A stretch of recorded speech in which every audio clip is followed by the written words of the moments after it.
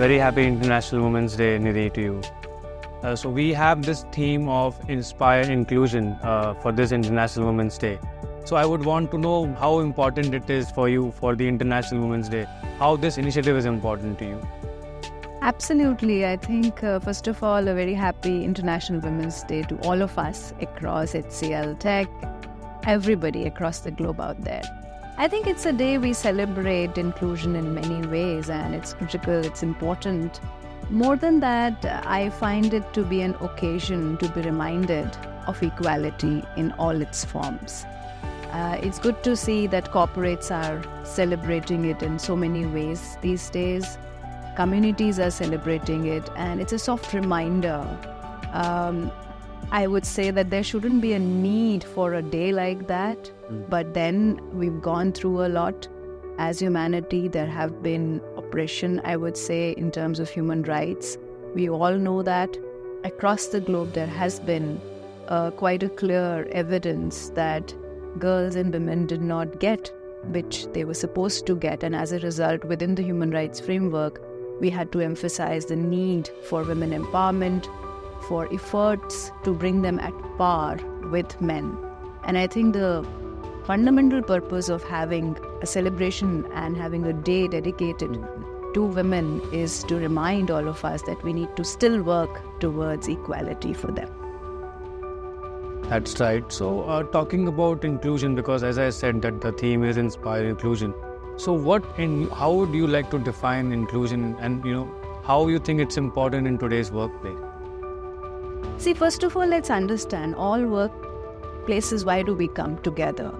The fundamental purpose is that we are as productive as we can be. We can contribute as much as we can. We should be able to shine to the best of our potential. And if we look at the demographic dividend out there, women do form 50% of the demographic dividend. So if we do not include them in the workforce, we've already lost 50% of the productivity there. So inclusion is just not about, men, women. It's also about people living with disabilities. It's also about transgender community. It's about everybody who has the potential to contribute, who must have the opportunities to be able to contribute. So inclusion is also about respect. It's also about dignity. It's also about human rights for all. So when we talk about human rights, it's not about a certain segment or certain part of humanity that we talk about. The fundamental principle of human rights is this word all. The moment we say all, women are included.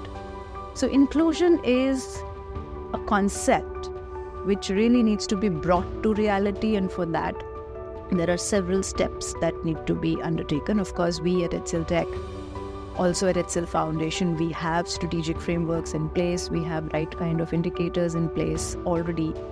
But then if we still look at the global indicators, there is a need to do more. So like you said, it means equality. So I'm keen to know that what inspired you to focus on inclusion, and how, particularly in the realm of corporate social responsibilities, I would want. So if we look at the larger direction that we have from SDGs and the larger focus that we've always had on gender equality, of course, it was a part of the MDGs also, it's part of the SDGs also.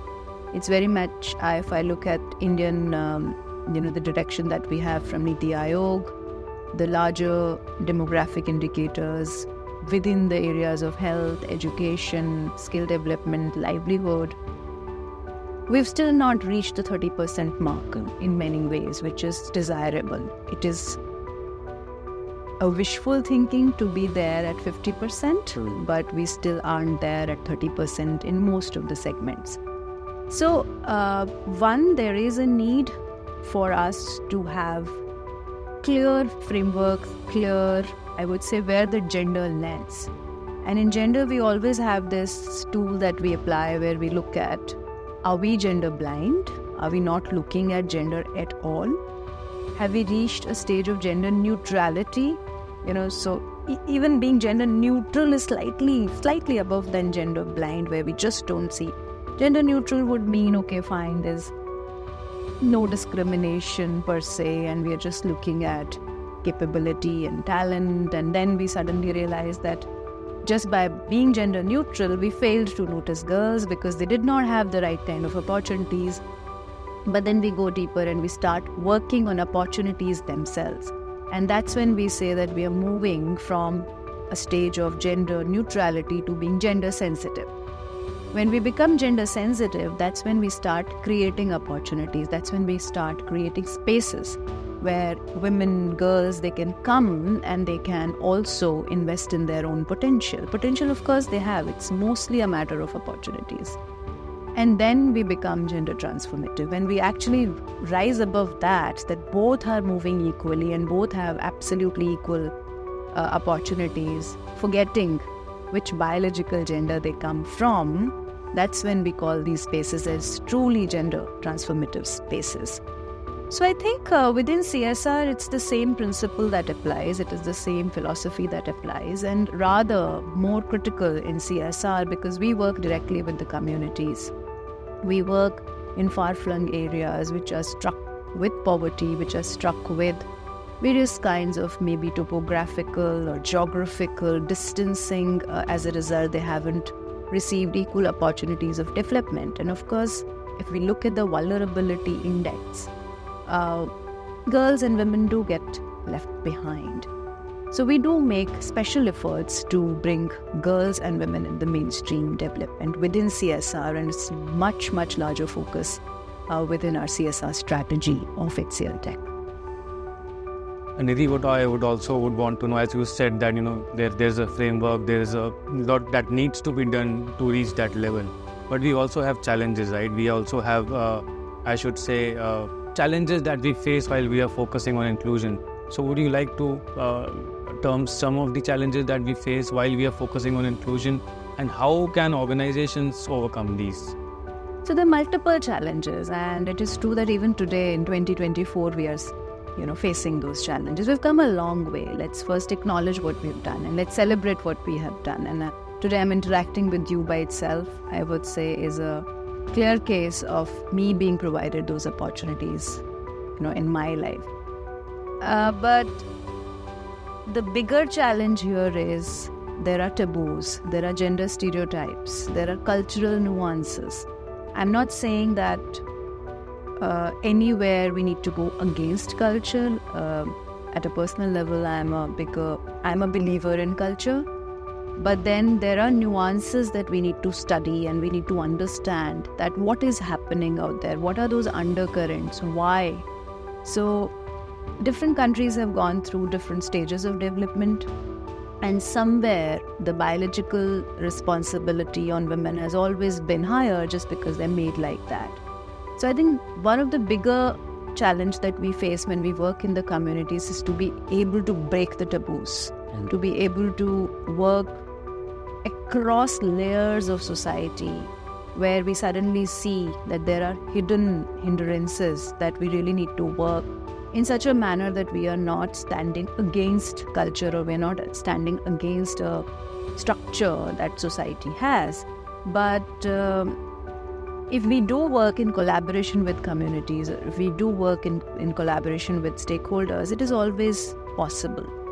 For example, if you look at our sports strategy, it's one of those strategies that subtly enters the community and that subtly is able to build the agency within girls to be able to break all their barriers and come out. So are we able to directly connect with the ones who are oppressed, with the ones who are not able to come out? So a lot of our strategies, if you look at our education strategy, we work in girls' schools, we work in boys and girls' schools, we work through child parliament models, we work through election mechanisms, and a lot of those things which we do are meant to bring girls and boys on an equal platform. And it's important to work. And then one of the bigger challenge that we face also is the general psyche that men and boys have, because they are also growing up in the same culture. So how do we really share with them that space of equality? So working with girls, working with boys and men is equally important.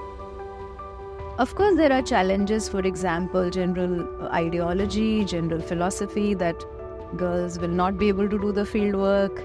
They will not be able to climb mountains, for example, or they'll not be able to play, etc. So these are all taboos, and I think once we start showing examples and evidence that it is possible for them to do anything, sky is the limit, then we suddenly see that everything changes around them. So Nidhi, you also talked about collaboration. So how then, leadership also comes in the picture. How do you think leaders are playing a role in fostering inclusion? And how do you personally champion this within your team? So I think there is, if we look at HCLTech, of course, we are all for it, and there is a clear evidence, be it at board level or be it at senior leadership level, middle leadership level, and as well as across youngsters. We see a huge workforce, young women joining us in technology, which is great. I see a very, very positive and conducive environment out there. In my team, of course, you'll find many development professionals, social scientists as we call them. You'll see them working in remotest of the rural villages, in urban slums, in very tough circumstances. They'll be out in sun working with the communities throughout the day, traveling extensively, because that's another, I would say, myth. Women don't travel. They'll not come out when there's a need, where there's a need, an emergency. We have heroes, champions in my team who are the first ones, be it floods, be it fire, be it, earthquake or anything, COVID time. I think they never hesitated to get into PPP, and be there in the field out there. All our doctors, all our nurses, they were all women, they who saved us from COVID, most of them. So in our team, it's very conducive environment. We surely give preference to women when we do our job advertisements. Competency definitely remains, but they're equally competent.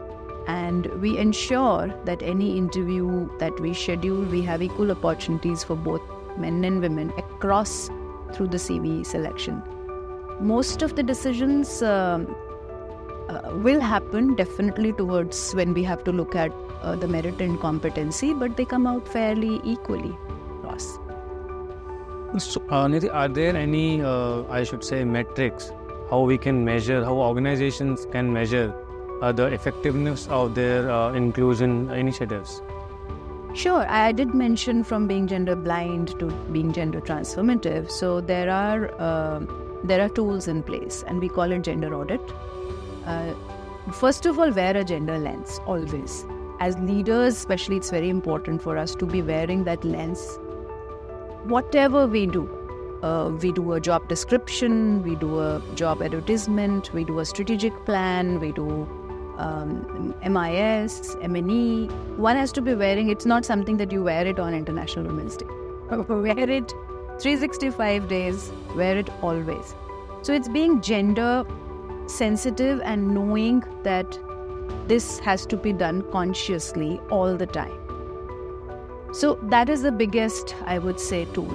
But then more than that, one can actually conduct physical gender audits, which start from data, which start from looking at, even if there is a 50% division in workforce, even if there is, what you are seeing, it could be more. Like we have 5.5 million as our program beneficiaries, of which 50+% are girls and women. But then we need to go deeper. What is happening with them? What exactly do they have equal spaces to share across the table? Are they part of the decision-making processes? When it comes to income, do they have bank accounts of their own? Do they have right on the income? Property rights? So one really needs to get deeper and understand that it is not limited to numbers. At the end of the day, it is about true equality. So I would always apply that lens and continuously conduct gender audits. We do that across all our projects. That's a fundamental question we ask, be it our impact assessment or be it our, including the partners, the NGO partners with whom we work. even within their entire organogram, we look at what is the gender parity. So I think it's great to hear all these insights from you. So what advice would you give to the leaders and the organizations who are working to enhance their inclusion initiatives? So remain sensitive, and more than that, remain transformative. That's important. The difference is that are we able to truly celebrate inclusion? And one should continuously conduct productivity assessments. I would never advise that compromise on merit, be it men or women. It equally applies. But then develop potentials in such a manner that both have opportunities. And it is, I've said that equal opportunities, but it's not. It's not as easy unless we are doing it consistently. So my advice would be that from the board level till the frontline level, we really need to remain conscious and review consistently. Are we doing enough? What more can we do?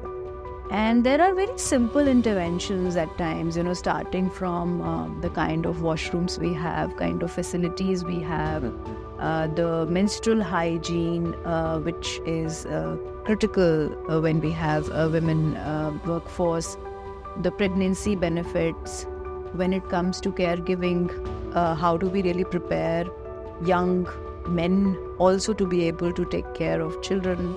How do we really build in that culture of celebrating equality and gender roles? So we have this very cute campaign, we call it Daddy Cool. So we reach out to men in the community as well as in workplaces, that how do you really break your image of being that very male heavy image to becoming that daddy cool, where one can win. All boys want to do that, all men also want to. There is a feministic character everybody has. It's just about breaking those cultural taboos. But we're glad to see that as compared to, let's say, 10-15 years ago, we have more and more young couples where the household responsibilities are equally divided, and they are making decisions which are very gender sensitive.